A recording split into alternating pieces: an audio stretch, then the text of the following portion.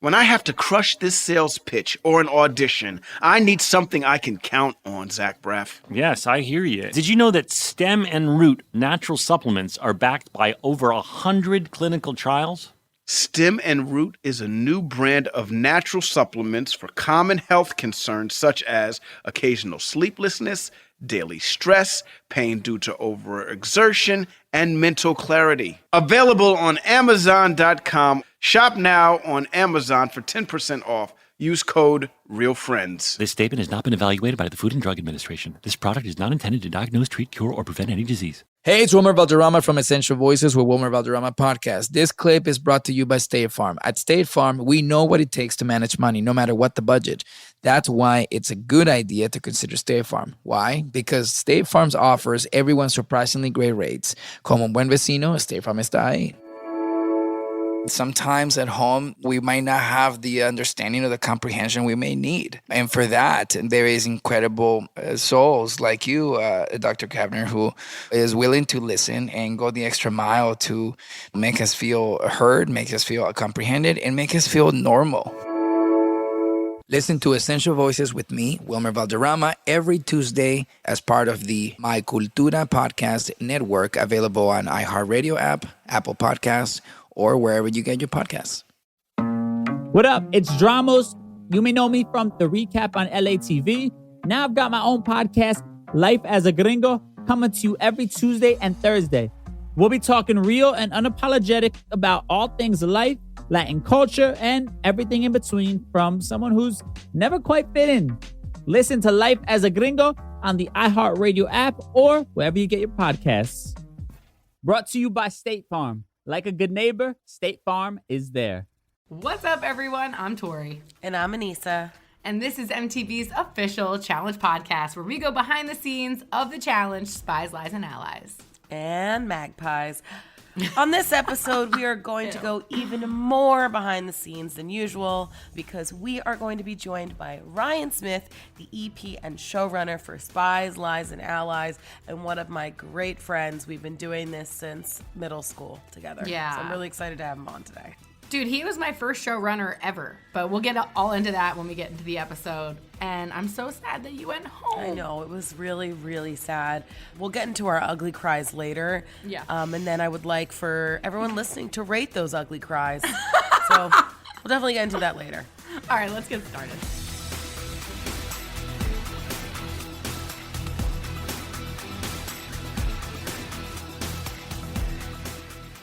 Now, Tori, my favorite moment.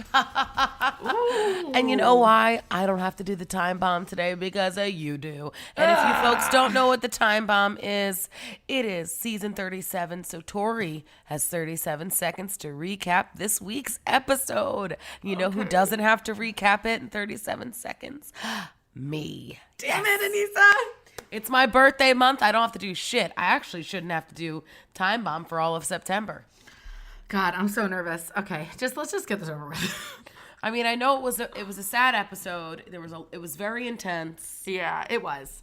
So just try and do 37 seconds. A little sincere recap without a lot of tears. All right? Okay, are you ready? Uh-huh. Give it to us in 3, 2, 1. Here we go. It's another week of the challenge, ladies and gentlemen, and we are going to be doing this mud challenge. I don't know. Nobody really wanted to do it. Everybody got really cut up during it, but the person who got hurt the worst was clearly Anissa.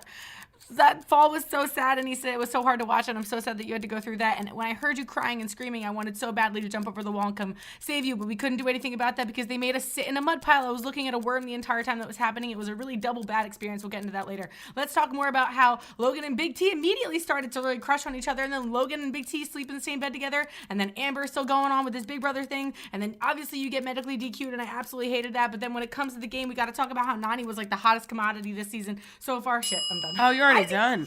I mean, you did what you could with that one. I relived that worm. I honestly didn't remember that worm until I was sitting here going through you leaving, and I just remember being in the mud, and they stopped the whole game for like 30 minutes because of that. I know. That's how people got to do all their math problems. You're welcome. That's true. That should be challenge confidential, but that's it is. I'll get fact. into it a little bit later. Okay. I feel like the play of the day was me hurting my shoulder because it helped a lot of people. Oh, I hate that. Okay, then that won't be it. No. Play of the day is, you know what? I'm going to give it to my partner, ex-partner Logan. Yeah, for You fucking sure. brave soul. You were like, you know what? Felt really safe with my partner. Really wanted to be okay so she can come back. But if she doesn't, I'm going to be a grown-ass man. I'm going to go in. I'm going to grab this game by the balls. And then if I win, like he said, I'm going to win. Yeah. I'm going to be able to pick my partner. Yeah. So kudos to you, old partner. I love you and I miss you. Ugh. Wish I could have stayed around. Yeah. And he really did make you so proud. He made all of us so proud when he did that. Like, you never see people stepping up to the plate like that. I mean, you do, but it's few and far between, many moments that come on the show where people are like, okay, throw me into elimination because I want to take the game into my own hands, or I'm going to risk it for the biscuit in this way. And he did that. And that was super brave. He wasn't the only one to do it, though. Gabo did it, too.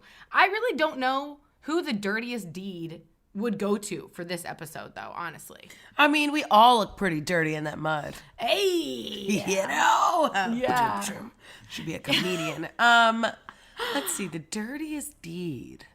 I don't know. I mean, like, could it be... I mean, the vets just really sat back and let that shit happen. And that's something to... Okay, actually, But that's I have more the on the dirtiest spy aspect, you know? That's more of the sneaky thing than it is the... than dirty. So if I have to say why I think... Okay, let me explain something real quick that happened later in this episode. So the dirty deed for this one, I'm going to give to CT, which is probably, you wouldn't expect it, but behind the scenes, CT was trying to get everybody to say Logan's name for the house vote because CT didn't want to have to say a girl's name at elimination. So if the house voted in Gabo and Emmy, then CT probably would have had to say Logan and another girl. And CT and Berna didn't want to have to say a girl's name. So that's why they were trying to get the whole house to vote in Logan. And then that's when you hear Logan in the chamber being like, hey, please don't throw me in, like, as the house vote. But CT was really pushing for that because he didn't want to have to get his hands dirty in both areas. Makes sense. Not dirty. Maybe just a slick deed, but still interesting. Yeah, there wasn't really like a dirty. This was a pretty clean episode. Yeah. Besides the mud. You know? It was, like, nice to watch rookies valiantly fight for Nani's love. Like, right? It was like gladiator shit. Like, it was like, I'll challenge thee. You are for Nani, you know, like between Huey in the chamber, between Gabo, and then Logan ends up stealing her. He is a bigger threat than they think. I think maybe they're starting to see it now. He's an incredible competitor. So let's get into this episode. Okay. What do you want to talk about? This minefield episode. Yeah. Because this was, I think, for Logan and I, are a good chance for us to win. We had math, which we know we can do. We had a puzzle, which I know both of our minds could have worked through. Yeah. Because he was doing really well. And I think the Survivor kids are really cool with, like, these kinds of things. If you could see, they're like they're in their backyard. And Manuel was literally like... And Berna. Yeah, and Berna, yeah. They were just home. We were crawling, and they were like, their feet were in the mud. And I was like, I didn't even think about it because I didn't think there would be that much that much slack in the cargo net. You don't realize how difficult these things can be until you're going, because after you were done with the mud, going through it, your shoes were caked in mud. And then you have to climb up these little blocks to get over the wall. And then that's when it became so slippery. And that's why people were going slow over the wall. Like the guys who were jumping off the top. I mean, that's crazy. I wish, but my ankles were already wrapped. I'm like, I'll lose an ankle if I jump. I would have too. Like we didn't have enough traction on the bottom of our feet. I was slipping going over multiple times. And like, you were just wondering, like, okay, when is somebody actually going to get hurt on this? Because that wall was it was dangerous, tall. even if you hit your face on one of those handholds, because they were wood. Yeah, it was rough. But I really felt like, him and I were talking about it before the thing. Like, this was one of those challenges where I'm like, okay, it's me or CT. Yeah, oh, for sure. You guys had it in the bag. But then you see Emmanuel once and we Casey. got the puzzle. Yeah, but once we got to the puzzle, I knew we probably would have had it. Yeah, the puzzle it was definitely hard. It was one of those cubes, and you know what? CT did one of those cubes on Dirty 30, and I mean, I did too, but I don't, I'm mediocre at puzzles, hit or miss with me. So you know that CT, when it's a puzzle like that, and you can even see the confidence he had as soon as Berna comes up with the last piece. He's like, all right, thank you. Berna, move to the side. Time for me to do this. And the guy honestly got that done, Anissa, I'm not kidding, in maybe a minute. Less than a minute. Yeah, I believe it. Because you don't see it, but by the time I get back with my puzzle piece, I have like 4 pieces on the thing ready to go because I fucked up my math problem. Shh, don't tell my parents. I think they're gonna hear it now. Barb, sorry, Tori messed up her math problem. I fucked up the math problem. So I had to come back, but like once I finally got back, I looked over, done. I think certain people's brains work in certain ways where they can just see a shape and be able to create it. Yeah. And that's why I was so confident, but I felt so guilty, I felt like I let him down because I knew I was his safety. I knew out of all the partners I could have had, he was going to be the most supportive. Yeah. I think that's why I was so emotional about it. Yeah. I wanted to make sure he was okay. I wanted to make sure you were okay. There were certain people in the house that I really cared about that I was worried about their well-being if their big mama bird, Cinnamon Squidian, wasn't there. Yeah. Because there's a certain kind of peace of mind that I feel like I bring to people that, 100%. You are literally a lamp of comfort. Like, I feel like everybody in the house is a mosquito. For sure, me. Definitely a fly, a little gnat or something. And you're just this big, beautiful lamp. And we just all come near you, especially at night, when people really are missing the snuggles. And everybody was getting love in your bed. I mean, at least I was all the time. Like, I was there all the time. Like, when you left, it was a huge emptiness in the house. A lot of people felt it. And you don't really get to see that in the editing of this because obviously the show continues on. The competition keeps going on. The politics keep happening. But like in the quiet times, like the times that you don't really get to see on air, your absence was so felt. Like it was so felt. And it will always be felt when you're not there because you have such a big presence on that show. Not to mention, there were so many international people there this season. They looked up to you like no other. Like, you were the mama bird for everybody who came on the show this season, and you usually are. I wanted people to feel. I look at it this way: like we have a lot of rookies, clearly, and there is that language and cultural barrier that can sometimes make it difficult to like feel like you're part of the group. Yeah, and I never want anybody to feel like that, Mm-hmm. So my goal was to like, hey, like let me learn about you. You can learn about me, like. Bettina, I love your laugh. Come over here and sing me Swedish lullabies, my Swedish lamb, about cats. And Gabo would come over and be like, and with his shit, everybody was interesting in their own way and had so much culture to offer up and so many great things that, I just wanted everybody to be a part of the family since they were there. Yeah. But let's get back to this crazy episode. Enough about me. Let's talk about one more thing real quick. Let's just touch on the Gabo doing math, looking like he's a Greek statue, like a sculpture, with his fingers up, counting, like asking God. He had like 2 fingers up, like, I'm like, Gabo, you're working with a 4-digit number. Little did we know in that moment, he was probably asking Mike the situation for the math. To help him to math. I can't deal, dude. Gabo is literally so funny. Even in the chamber when he's like, sit your ass down. Like, right? Let me tell you something. You didn't know that Gabo lived in a room with Corey and Jeremiah. When I tell you those boys taught him so much American slang, I was like, you're going to mess up these are not the 2 guys that you learn English from. So good. Well, Corey especially, but it's just, and it's also like their slang, like Jeremiah talks different than Corey because he's from Mississippi. Yeah. And Gabo was just a sponge. Yeah, it was So he was like, sit your ass down. He wasn't talking like that when he first came in the house.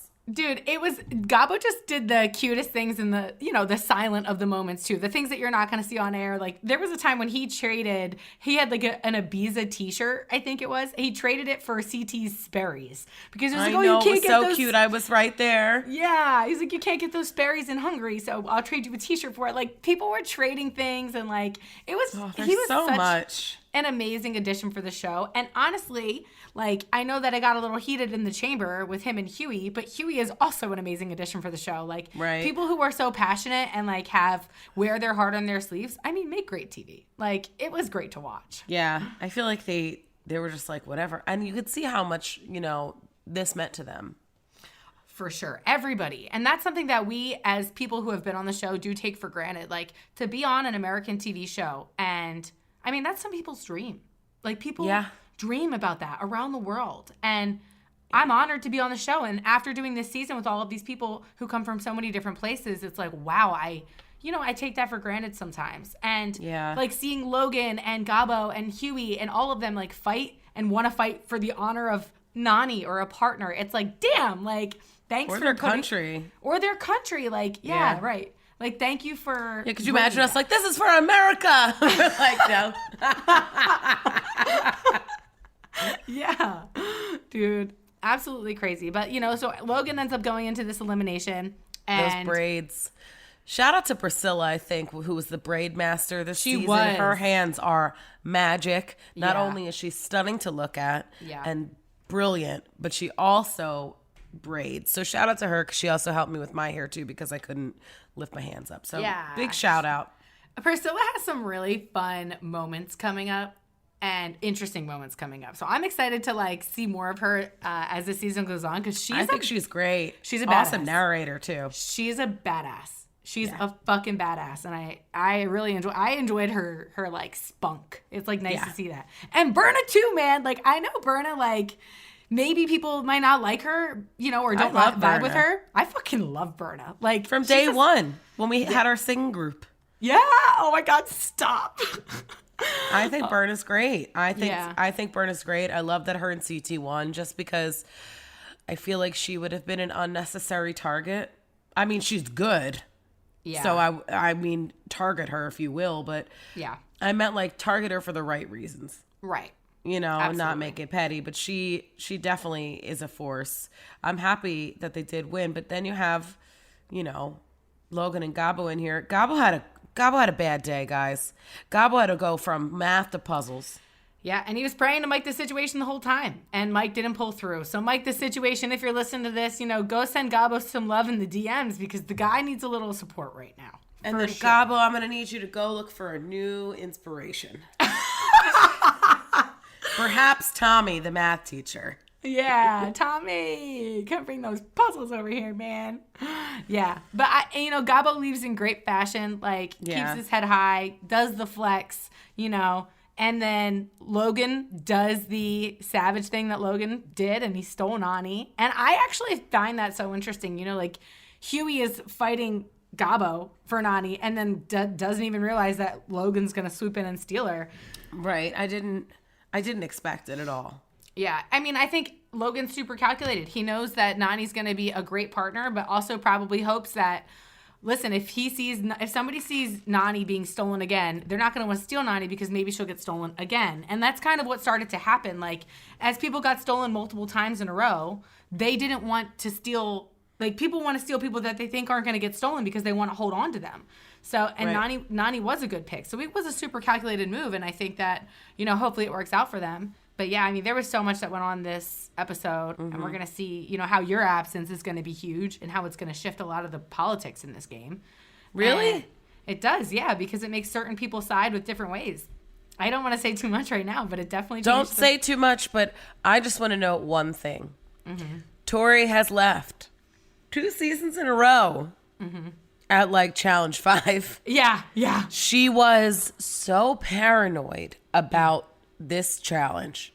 Like it was coming up to that 5th challenge. Yeah. She was like, this is my time to go. And then I end up going. So I'm excited to now watch the challenge as a viewer and then get to come on the podcast and give my unbiased, wasn't there in person perspective. So I'm excited for the tables to turn and for Tori to tell me all the inside scoop. I'm really excited about that. I got them for you. And this is so funny because literally what happened to us last season. I think I went home episode 5 last season. You did? Yeah.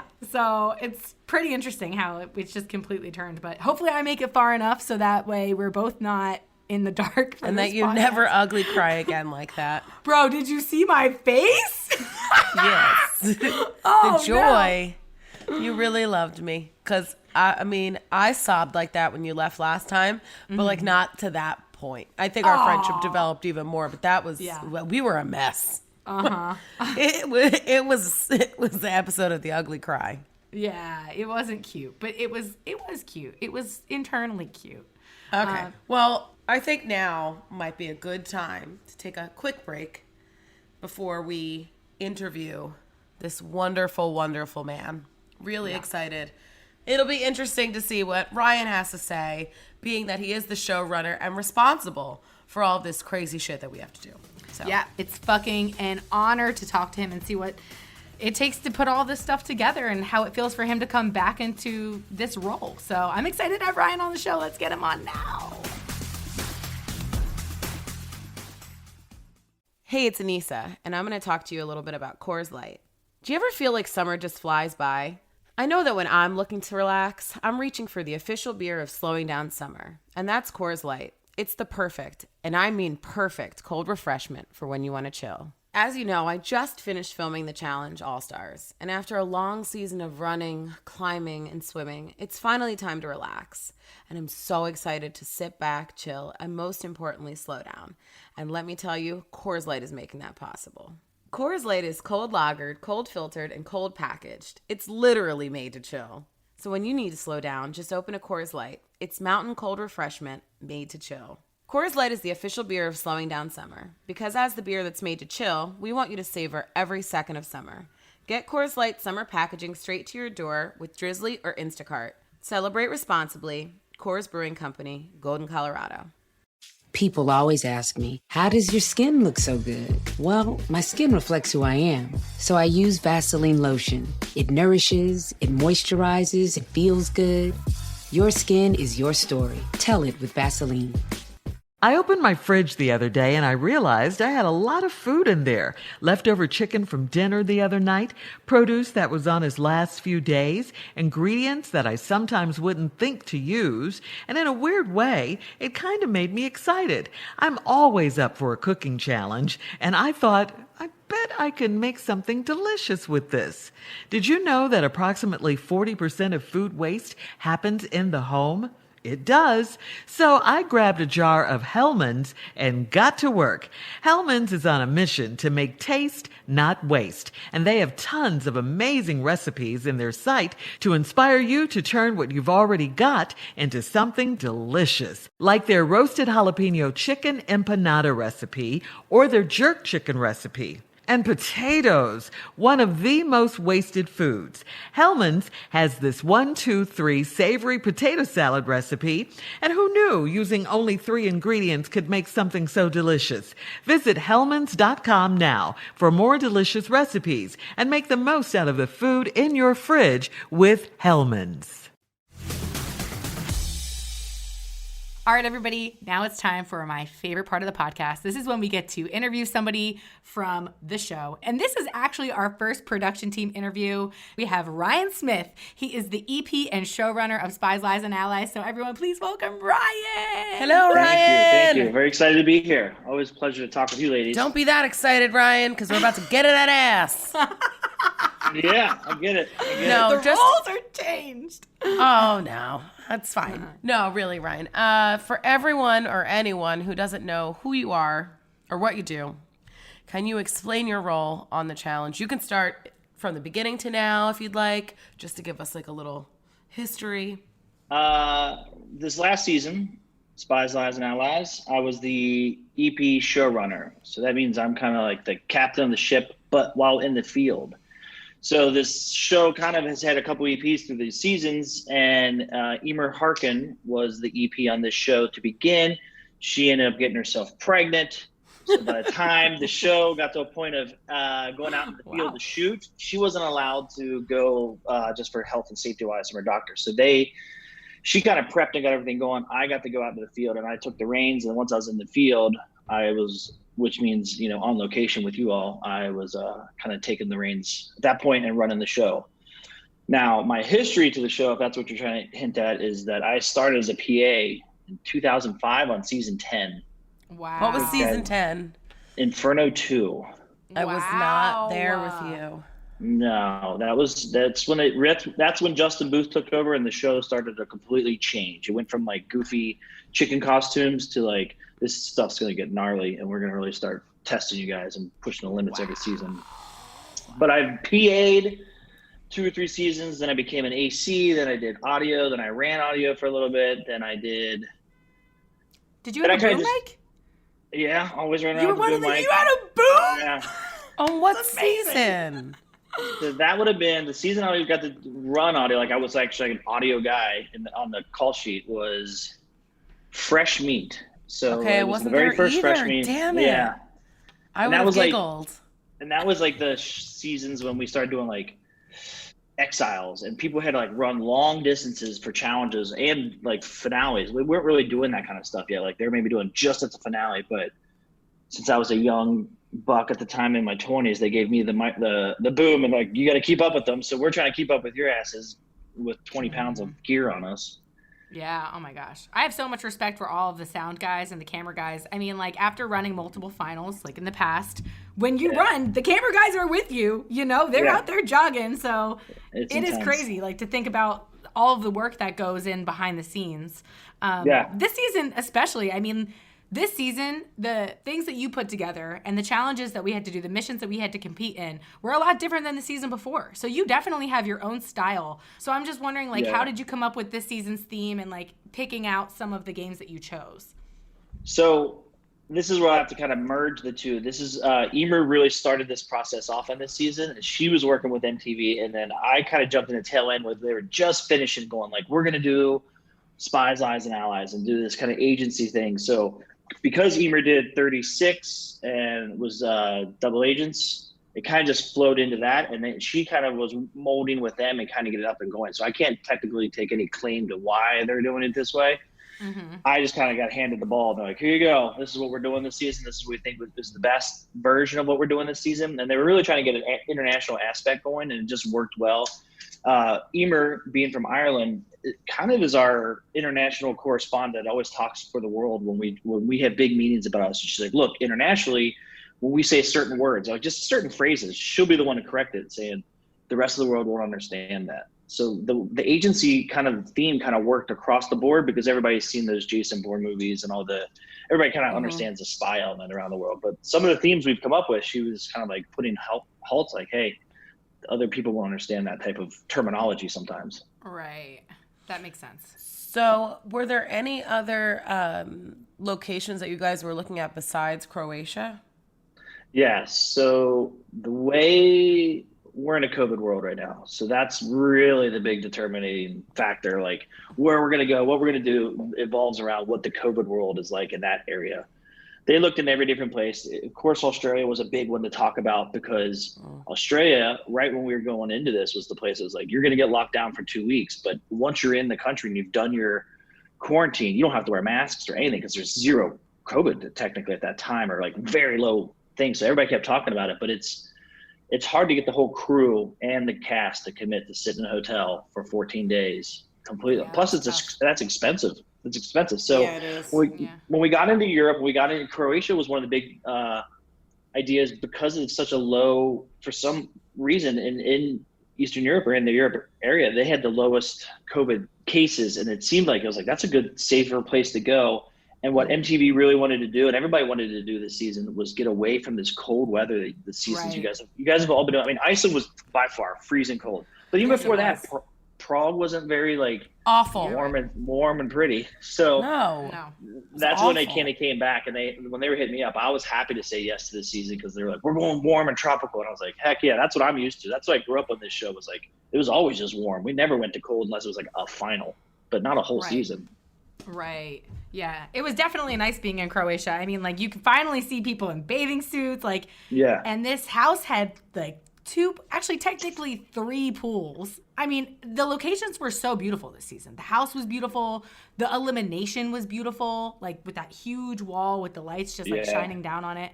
So like, what is harder to find when scouting a location? Is it the house? Is it the illumination spot? Like, where do you guys start with that?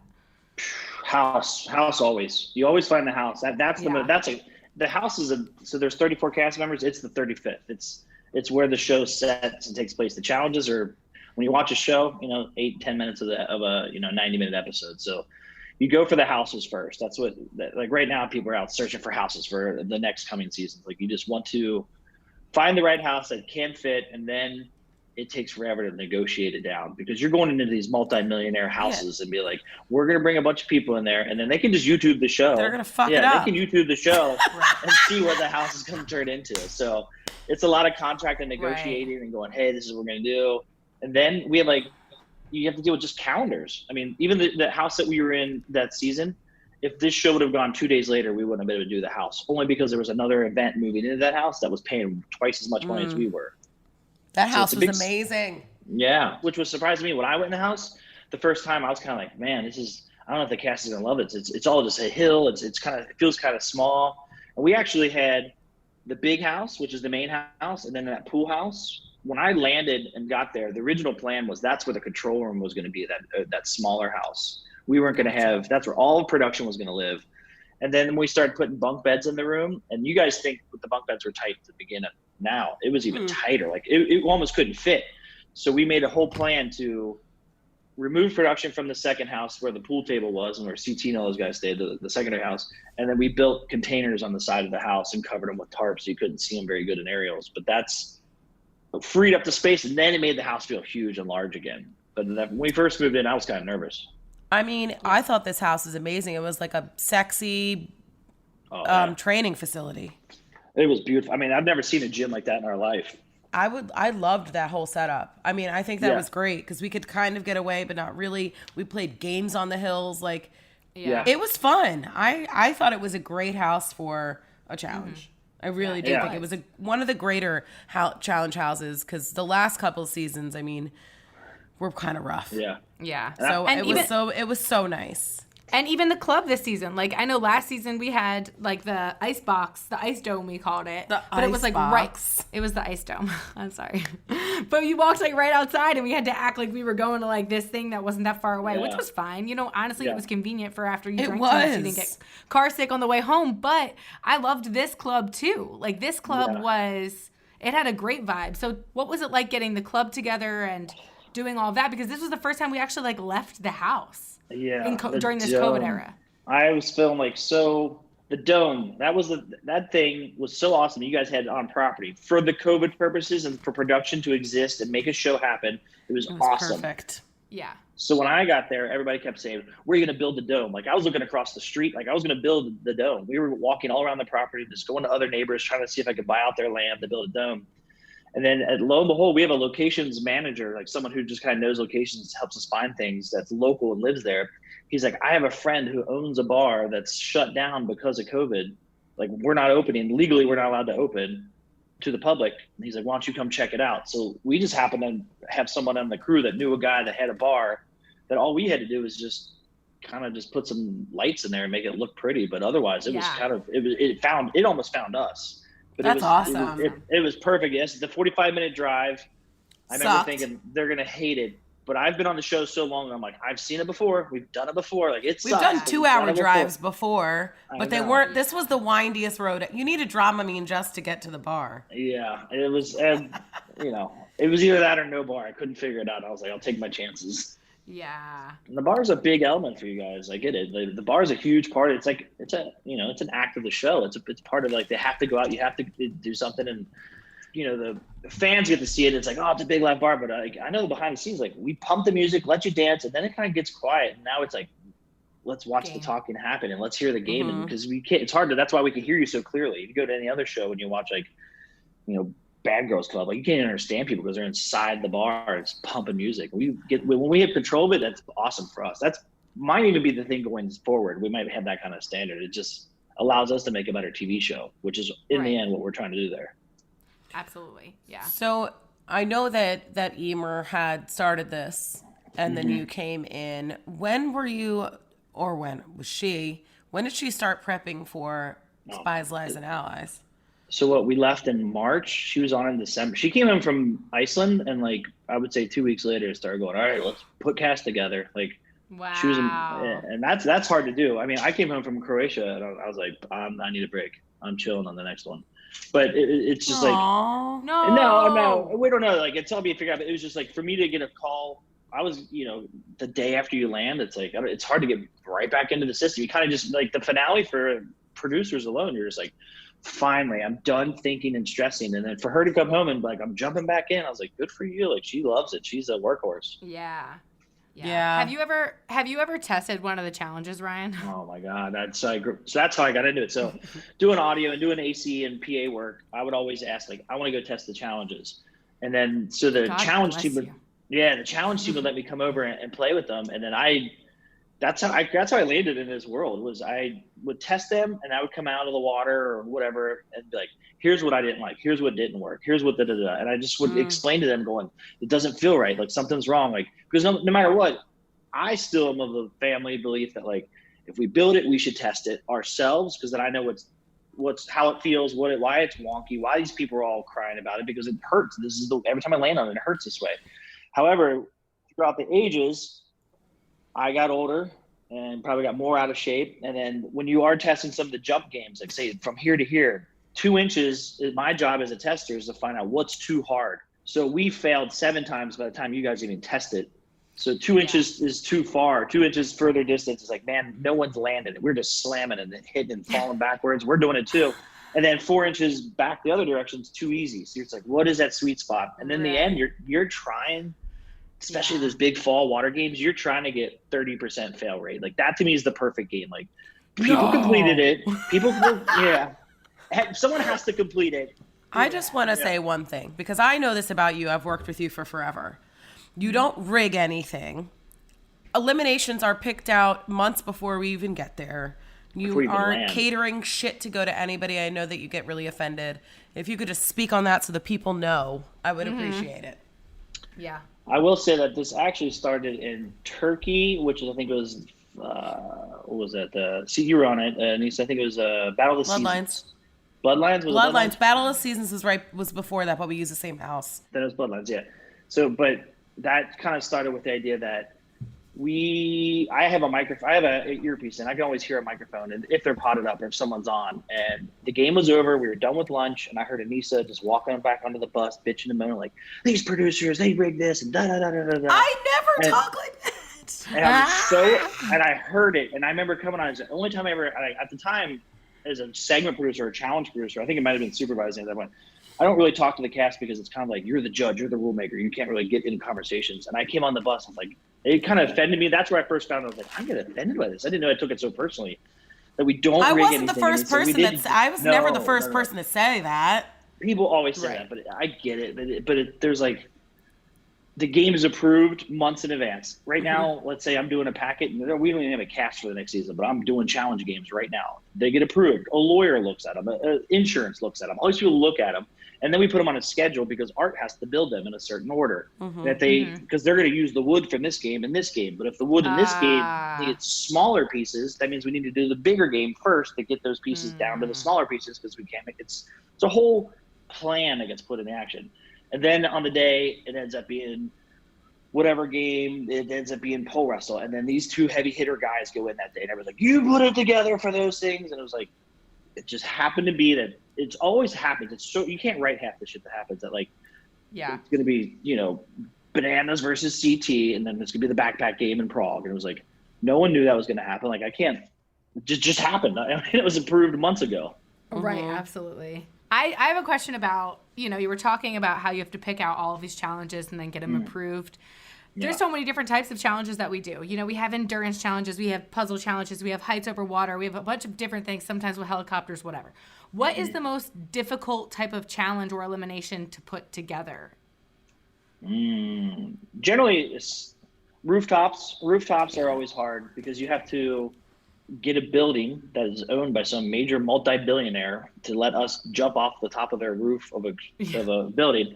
Then figure out how do you get all that trust that builds the rig up there. 99.9% of the time, it's us putting it on our backs and walking up 82 flights of steps to put one piece up and then come back down or take the elevator down. I don't think you should do it again then. It sounds terrible. Don't do it again. That sounds so bad.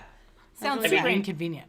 Yeah, exactly. And those are my least favorite too. Like they're fun to see on TV, but as a tester, that's why I started kind of stopping. I was like, I'm done. Like, I don't like jumping. I've done it. I've done enough times where I've like got my badges and I'm like, I don't have to do it anymore. I'm now high enough in the ranks that I get to choose not to do it. Yeah. But I would say rooftops are the hardest because of the stunt stuff. But the scariest and the hardest ones, the ones that like I lose sleep about, are any of the big art builds.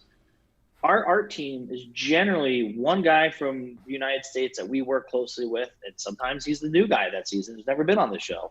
And then we go to another country and hire 30 to 40 locals that we have no clue what their work experience is like, how they are, what they are. And then we're like, let's build this huge rig made of wood.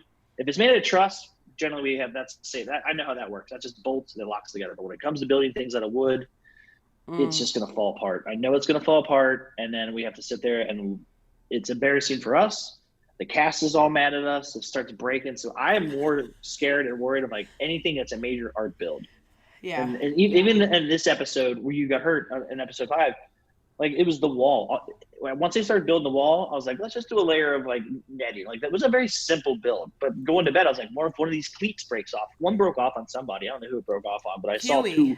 Yeah, rock climbing cleats. I'm like, they're man-made. It's not built for. And the guy, it's not like they're following a blueprint. They're like, 8-foot wall, this big, and the construction team builds it. But they're not, factory workers that have built this wall 17 times. That's the first time they built the wall too, that big, that size. Right. I hated it. Yeah, it was tough. Hated it. So I know that you've tried a lot of different challenges because you tested them out. But if you were a challenger, what do you think your favorite type of challenge would be to compete in, or that you would be the best at? Like puzzles, eating, or any of these endurance ones? I think stunts, eating I can do. I have a ability to. I know how to eat stuff. I guess in a weird way. Like I know how to eat like gross stuff fast. Like I kind of like CT it and just like get it down. Okay, yeah. Boom, it's down. But it's stunt stuff only because of the show, because of the amount of testing I've done. I know how to jump on things. I know how to land on things. Like there's like my friend who works on Wipeout, like he can run across, everybody used to jump across those red balls. Like I've done it so many times. I know how to walk across those red balls. I can jump. I know how to land on truss. I know how to jump. So if right now, if they put me in today, I'd be like, dude, I got the stunt games all day because I know how they work. Are you giving There's lessons tricks. out? There's Do we have to tricks. come there There's to? totally- Well, I'll I feel like always for tell- the right amount, Yeah, you may be able to teach us the technique.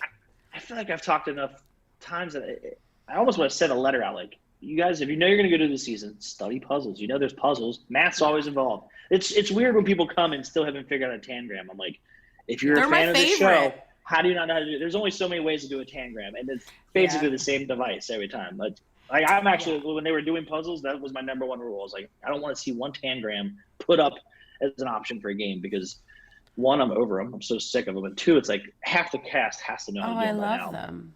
Yeah. Especially with this season, like just talking about tangrams and like expecting people to know how to do them. Think about how many international people came on this season and like, how did you guys even know how they were going to perform? So like, was it hard for you to pick international castmates to be on the show? So the international casting was largely done with Emer and the casting team before that. And what they were trying to do is they're trying to make this show more global and more international. And I think it's better for everybody. The show is awesome. I've always, as a kid in my 20s growing up on the show, I still to this day believe this is the best challenge competition show that exists in the world.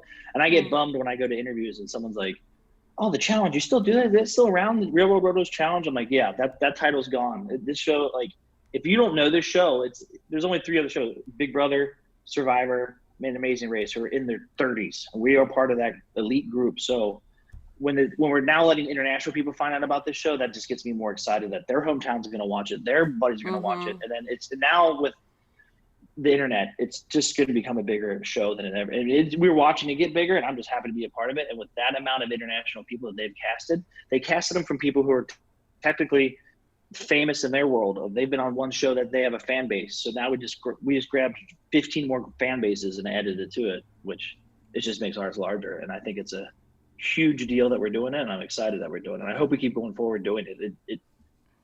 Everybody was, I mean, they were good. There were some bad ones. All of them were beautiful. And it's just like, this show's only, it's basically, we used to have the Real World of Road Rules. That's where we pulled from. I worked on Are You the One season 3. And then I came out of that and was walking with people. I was like, man, we can pull people from this show. It was good. And then that's when they start pulling from Are You the One. There were some people that didn't like it. They're like, no, we're real world road rules. And it was like this whole thing. And then now it's like some of our best are from Are You the One. and the challenge. Yeah, it's like, let's just bring everybody together. I think it's great. Yeah. Did you have any favorites for internationals coming into the season? Or after the season ended? Or anyone? I think everybody's my favorite. I don't think I'm allowed to pick one You're favorite. actually, that's the safe What a way. good, smart way to go. Yeah. What a good dad answer. Everybody's good one day and everybody's bad another day. Depends on what day you ask, I guess. True. Yeah. Yeah. Good dad answer. So obviously you haven't done a season since season 30, and this is season 37. So there have been plenty of seasons in between. Did you turn down seasons? Yeah. Yeah. So that was my last technical whole season. Now every season since then, almost every season, maybe minus 2.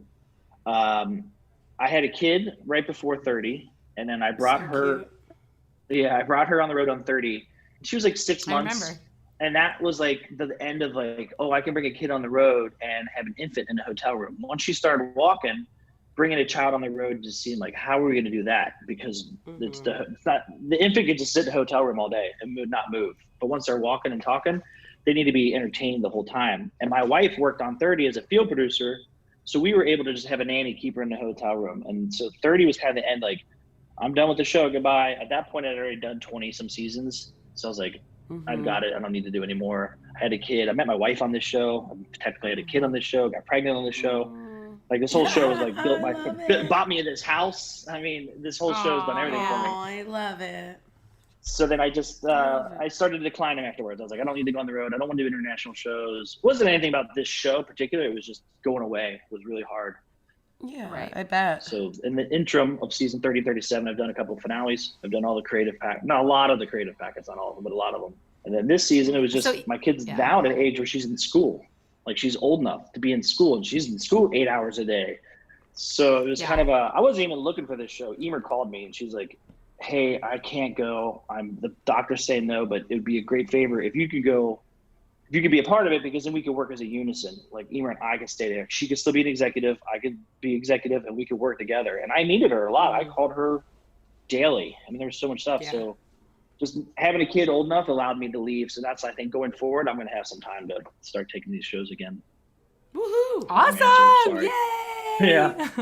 No. Yeah. That's great. I mean, listen, we love hearing all of this stuff, and like, there's so much that goes into everything on the challenge. And as a competitor, and especially as a viewer, I mean, we don't get to see it, so it's really awesome to hear about all of this. Yeah. And I just want to ask you this question, because you've talked about so many finales that you've done. Do you have a favorite finale that you've worked on? Ooh. The first Iceland was my favorite. The first Iceland, that was coming off of X's too, from Dominican. Yeah. Mm-hmm. It was going out there. To me, that was just like, the crew was high-fiving and hugging each other and crying at the end, because it was kind of what you guys dealt with in Iceland on 37 or 36, was that the storm was coming in, and it was like that was the other season. I did not physically do the season. I got just brought in to do the finale. And I proposed to my wife, and then went straight to, met everybody in Dominican, proposed to my wife, and then went straight to Iceland. And I just lived in Iceland for a month, and then got to build. And that was probably my favorite finale to produce, to be a part of, and be like, I just never been in Iceland. It was mind blowing to me. Wow. I'm sure that you guys had to act a lot on the fly too, like you were saying, with the storm in Iceland and just things that come up naturally. And so obviously you said you have Emer on the line, but like, I just kind of want to tie this back into this specific episode where Anissa goes home. Yeah. Like, how difficult is it for you guys to deal with an injury from a production standpoint? It's not awesome, that's for sure. And those are, like, I know we build challenges and build limbs in advance, but on the fly, we have to change them. And that's what it becomes like. The game that Gabo and Logan had to do in the limb, that changed. It was technically the bones and structure of the game we were going to play, but it was built for 2 people. And then once Anissa got hurt, I was like, shit. Now we have to figure out how to make it all a 1-person game.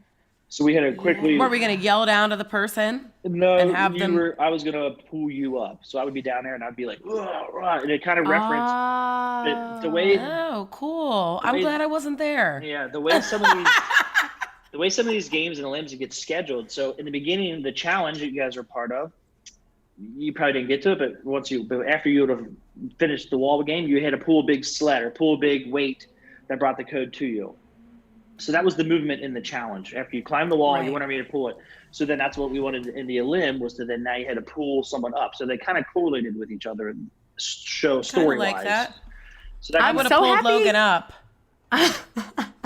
I'm so happy that you just co-signed that. Okay, because this is a theory that I think all challengers have in their heads. Is like, well, the daily challenge was this, so maybe the elimination's going to tie in this way. Like, we all kind of think that sometimes that happens. Maybe it doesn't happen all the time, but to know that you've said that and that's satisfying from a production standpoint, I feel like a little less of a psycho for overthinking. You're still a psycho. You're still a psycho for overthinking everything. But here's the thing: it's so funny because the notes that we get from it. It's like one episode tie them together. It looks really cool. Another episode's like they're doing the exact same movement. An episode at the beginning of the beginning of the episode, and the end of the episode. So it, as much as I want to say yes, in that episode it was. The next episode it does not. But make not a for difference. most. It's really Right. you don't want to see the same movement. If you're swinging sledgehammers at the beginning in the challenge, you're not going to see an limb. But I want to circle back to a question that I asked all year round, all season, and none of the crew could physically answer this. Why do you guys start using the word dailies? Where did that come from? It made me so internally upset. I was like, it's the challenge. no. There were challenges. And then Oh, people I started don't. using So I figured You know it was what? a Survivor or a Big Brother. I think statement. because they call them comps, Yeah. which is annoying for me. Yes.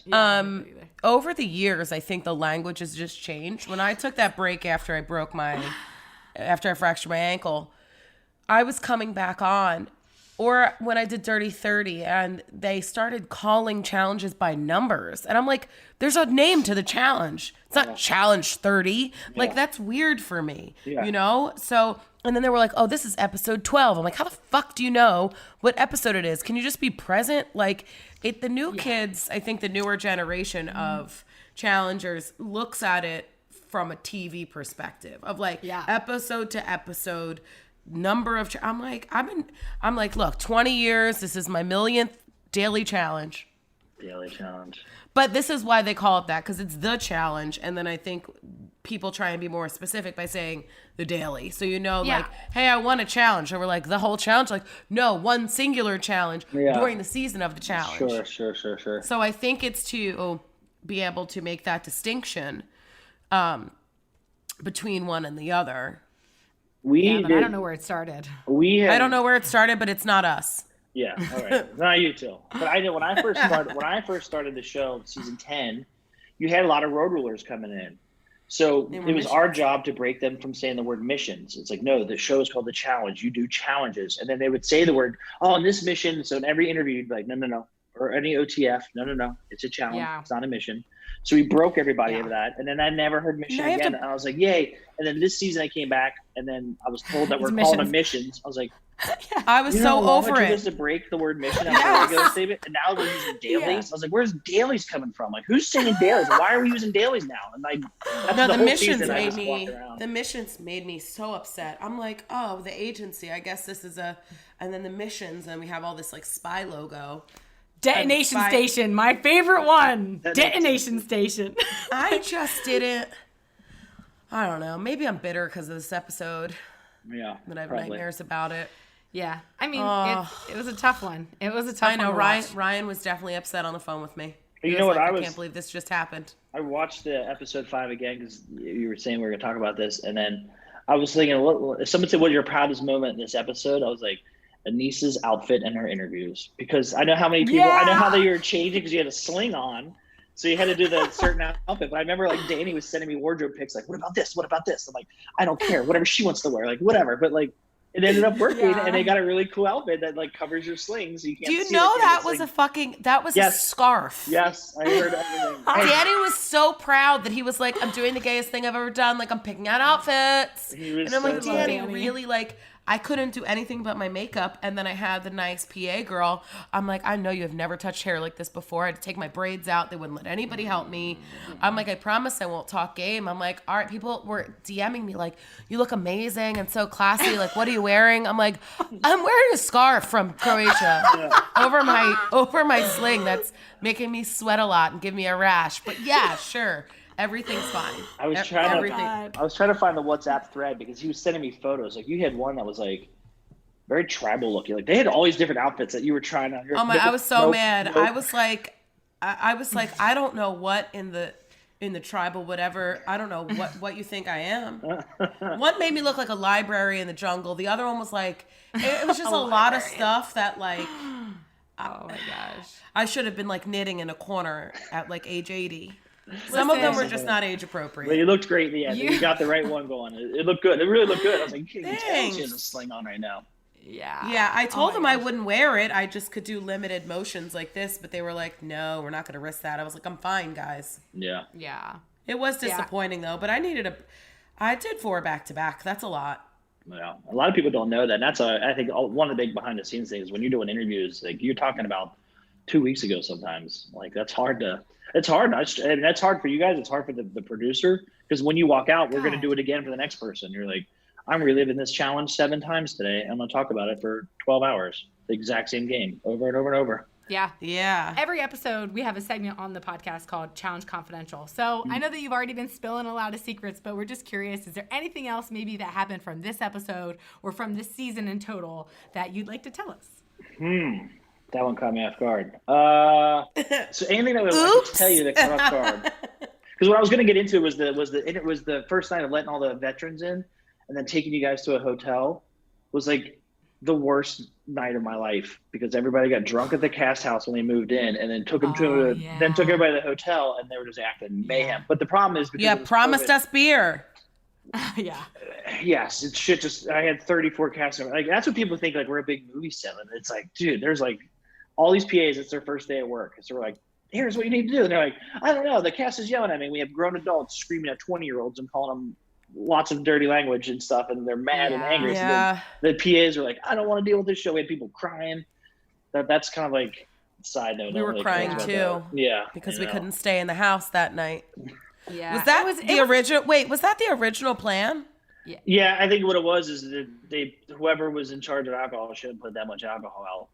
They put all the alcohol out. It was meant to be for both parties, your party and the next parties. But you guys drank all the first. Oh, we drank all of it. You can't let us in there. And you know we can't handle our alcohol like international people can. And it's just that's the kind of little stuff that slips through the crack. You're like, oh, there's so many. I'm trying to put you guys in cars. You know, there's 6 cars. I can put you 2 in this car. Do this, and we're just thinking about all the math. And MTV's there that day, and every producer's there, and everybody's first day. We're moving in, yay! And then somehow someone just put all the booze. I was like, where's the next set of booze? I'm like, it's all out there. I'm like, now everybody's hammered.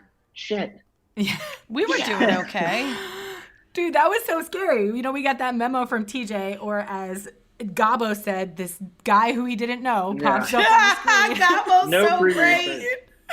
No pre-research. No, he didn't know what he was. I just want to said drink, some party, stranger. see where the women are. When he's praying to Mike the situation. I mean, Yeah. I mean, what? What? You can't make it up. He's great. I think These the people are all first great. night, I think he truly thought he was going to like Jersey Shore. Like he made some comment. Yeah. He's like, "Where's all the women? Where are we doing? I thought we were gonna be at Jersey Shore." And I'm like, "What? That's not the show you're about to do, man." Like, sorry. Where are all the women? Yeah. Oh, so good, dude. He was like, I just need a Red Bull vodka for my interview. I'm like, you're not getting that. No, but we used to be able to drink on Warsaw Shore. I'm like, Gabo, not the same show, baby. Yeah. He was great, though. The one thing is like, there is no filter. No. It is just pure him. Yeah. It's amazing. And that's where I feel like, and that's one of my things I think about him and almost even Emmy. A lot of the internationals, I think that the issue I always had is like it's their second language and they totally don't always know what's being said. And I feel like they're playing a game that's completely different than the game that you guys are playing. And I don't know some days if people recognize like how hard it must be for him to sit in a room and sit in a house and listen to everybody going. I kind of understand. Everybody talks so fast. In different accents. And He did have anxiety about that. We sat down and talked about it. Like he was always open about how he felt. So Yeah. I think you guys picked a good group. Yeah. It was cool. Yeah. They were a good group. Yeah, it was an amazing season with so many amazing people who had so much respect for American TV. And we were talking about this earlier in the podcast. Like, it definitely gave all of us there this new perspective of not taking it for granted. Because some people's dreams are to be on a show like this, an American TV show. So it was really beautiful. I'm really happy that all of them got the opportunity to be on it. But we have one last question for you. Yeah. You have given us so much information, but we always ask this question as our final question for every guest. Anissa, would you like to do the honors of asking the last question? Sure.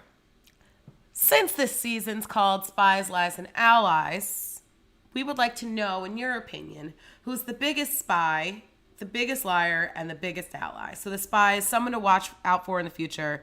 The liar is whoever lies most in the episode, and the ally would be the most truthful.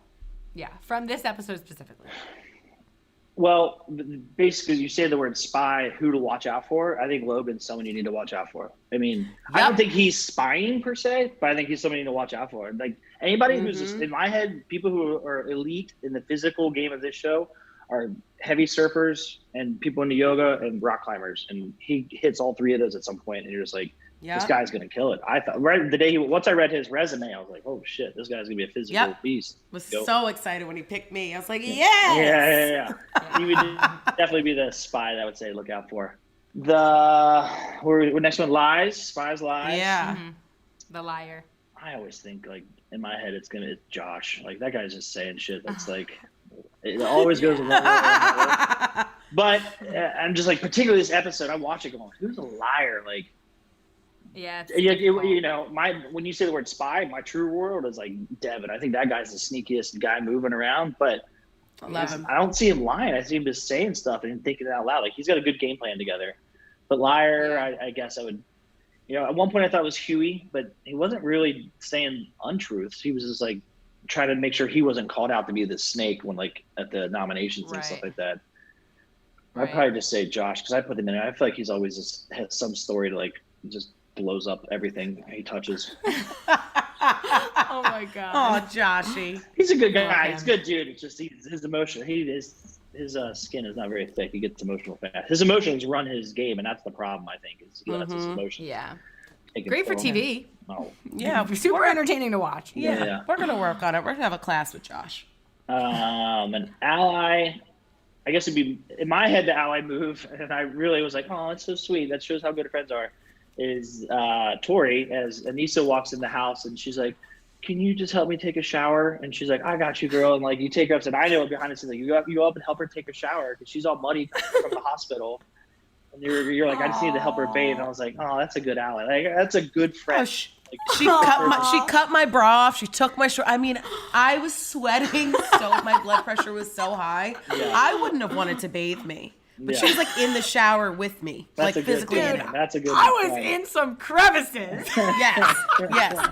I remember we both showered each other this season, rightfully so. Yeah, that's what friends do for each other. Yeah, I was fucking helpless. So yes.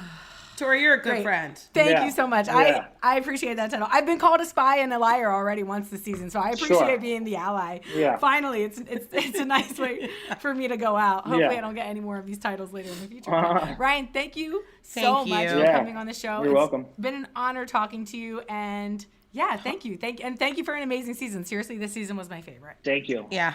I appreciate it. We wanted to have fun, and we got that. So yeah. I'm all about the fun of it. So thank you for everything you do for us, right? Yeah. Thank you both. Thank you for everything and putting up for the season. It was a hard season for all the intricacies behind the camera and everything. It was a really hard one. I really felt bad that everybody had to deal with it, but whatever. These times will go past us, and we'll all have a good season going forward. Yeah. Hopefully, yes. I hope to see you in the future. Come back. Yes. Yeah, me too. Yeah, for sure. Yeah. Awesome. I appreciate it, ladies. Yay. Thank you. Bye, everybody. At T-Mobile, we believe in putting people first by treating them right. So we've upped the benefits without upping the price. With Magenta Max, you get our best plan for 5G with unlimited premium data that can't slow down based on how much smartphone data you use. Plus, you'll pay zero cost to switch. And bring your phone. We'll pay it off up to $800. Only at T-Mobile.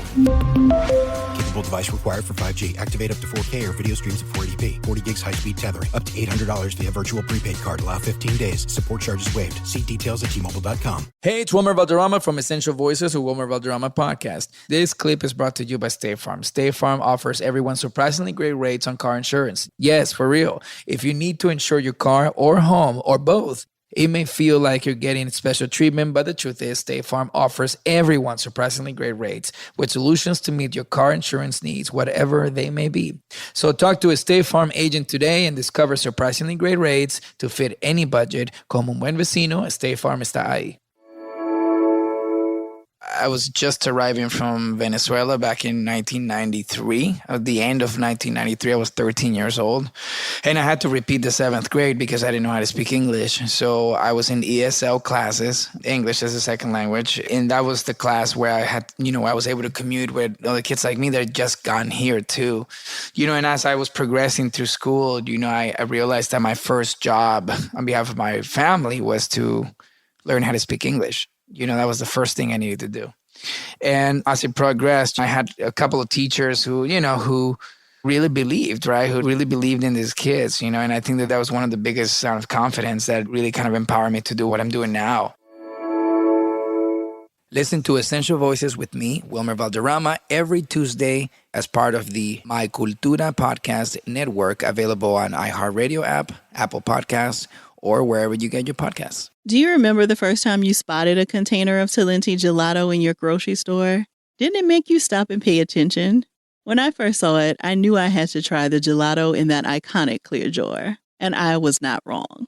Now, I'm a classic flavor kind of girl, so I love the Belgian chocolate. But if you're a little more adventurous in your choices, you might try my husband's favorite, caramel cookie crunch, or the pumpkin pie gelato layers. And don't worry, there are dairy-free options too, like the strawberry hibiscus sorbetto. You just really can't go wrong with a gelato made from scratch. And the coolest thing, at least for me, is that those cool jars are made from 100% recycled materials and are fully reusable. I use them in my vanity area to hold bobby pins and my makeup brushes. So the fun lasts even after the last spoonful. So when you're making your grocery list this week, don't forget to add some for yourself or someone you love. Try Talenti Gelato and raise the jar. Well, Anissa, I don't know about you, but I think that Ryan is absolutely amazing. I mean, it's so interesting to hear everything that he's got to say, especially all the behind the scenes stuff. These are things that you don't even think about as a viewer or as a contestant either. Yeah, he's been doing this for a really long time, so it's nice to hear his perspective. He feels like one of my high school buddies at this point. We basically grew up together, so it's always nice to hear from him. Yeah, totally. Well, let's get into some Challenge Confidential. Yes. Because I just want to, put this out there. I have 2. Number 1, when you left, you asked me to shower you. And so I do that, Well, I had mud everywhere and it had hardened. It was clay. It was I felt like I was in a kiln and I was a pottery project at that point. Yeah. You looked like a pottery project. I was happy to use the kitchen scissors to cut your sports bra off, which was in fact caked with mud. And I left it on the sink, obviously in the midst of showering you and cleaning you. And then every day when I used the bathroom in the morning after that, I looked at that, especially when I cleaned, and I was like, I can't throw this out. This is Anissa. And I looked at your cut up sports bra that still had mud on it every day and left it in the bathroom as an honorary thing for you. Didn't you also sleep in my bed? Actually didn't want to sleep in it. Wanted to leave your bed as the memorial couch. So it was more of I didn't die. But in the game, I did. To you, I did die in the game. Shit. All right, let's move on. Anissa, why don't you tell us the next Challenge Confidential?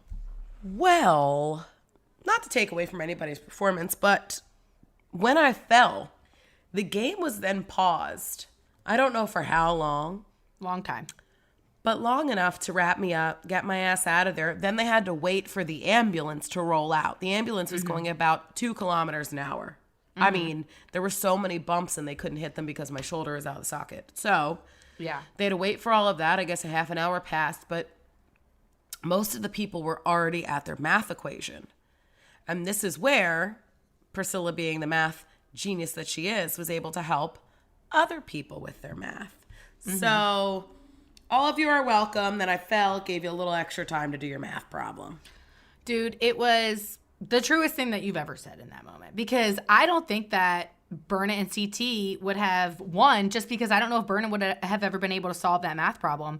But, if I was Berna's friend and next to her like Priscilla was, I probably would have done the same thing, because, hey, if your girl's in power, then you're probably in a good spot. Right. So... Right. And all of us have different backgrounds, so it just, I don't know what it's like to be Berna or to be, Gabo at this moment, where it's like, I either didn't finish high school or didn't grow up with like a traditional education. So, Right. And I'm sure there's like a, maybe a level of embarrassment. I don't know if Berna should be embarrassed at all. I mean, she never really learned math. I learned math, and I still can't do it right. So, Berna, you should be fucking proud of yourself. Yeah, no, I mean, she was also killing it and ahead of everybody else. Yeah. So. Oh, God. Monster. Absolute monster. Her and Emmanuel, it's like they grew up doing that. Yeah, good old Emmanuel. Shout outs to International Survivor, you crazy, sick athletes. Yeah, they're incredible. Okay, so what an amazing episode, even though it was literally so sad to watch you go, Anissa. It's going to be hard to watch the rest of the season without you, but I'm excited that we get to watch it together and do this podcast together. So at least we have. I'm really excited to be a viewer. Really excited about it. Yeah, and you're an amazing narrator, so it's going to be awesome to hear about all of your thoughts about everything that comes up. And like we said earlier, we're just switching places from last season, girl. I can't wait to see what happens. I'm excited. Yeah. Mm-hmm. I'm excited. I left with no enemies, not one fight, just a hanging shoulder. Yeah, which is now everybody. Fine. Everybody, make sure you slide into Anissa's DMs and send her some extra love because this was a really hard episode for all of us to watch. Anissa, where can they send you hearts and farts? You can find me on Instagram at Anissa MTV. That's ANEESA MTV. Mm-hmm. And where can they find you, Tori, and DM you pictures of your ugly crying face or my ugly crying face? Oh, no! Shit!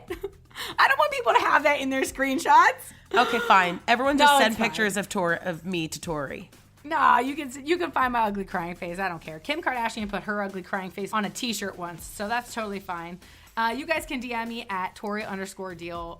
Find me on Instagram. I'm not on Twitter anymore because you know what? It's just too much to deal with. But Instagram's not, so slide into my DMs, send me pictures of me crying or giving Anissa a hug. And yeah, enjoy the rest of this season, guys. And make sure that you watch new episodes of The Challenge, Spies, Lies, and Allies every Wednesday.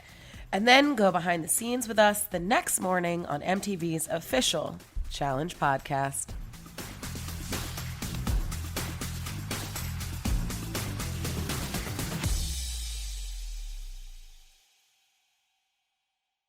If you love trivia, if you love the hugely popular Stuff You Should Know podcast, then the Trivial Pursuit game, Stuff You Should Know edition, is for you. With 600 questions, weird and unbelievable trivia in categories like myths, legends, and conspiracies. SYSK selects a mix of topics handpicked by podcast hosts Josh and Chuck. Get the Trivial Pursuit game, Stuff You Should Know edition today, wherever you get your favorite board game. I want to get back to kissing the cheeks of my grandbabies, making Sunday dinner with a house full of family and lots of laughs. COVID-19 has changed how we live and how we feel. But now, there are vaccines. And they are the very first step that let us get back to what we miss most. It's okay to have questions. Is it safe? Should I wait? Now, get the facts. Visit getvaccineanswers.org so you can make an informed decision when vaccines are available to you. Brought to you by the Ad Council.